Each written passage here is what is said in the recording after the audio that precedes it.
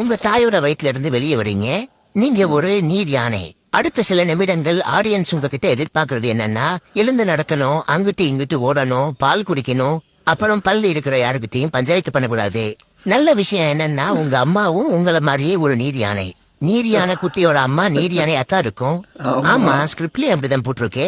கெட்ட விஷயம் என்னன்னா, நீங்க பிறந்திருக்கிற இடம் நல்ல காத்தோட்டமா இருக்கே. மல்டி ஸ்பெஷாலிட்டி ஹாஸ்பிட்டல் கொல்லப்பறமான்னு கேட்காதீங்க. முதலைகளும் சிங்கங்களும் இன்னும் சில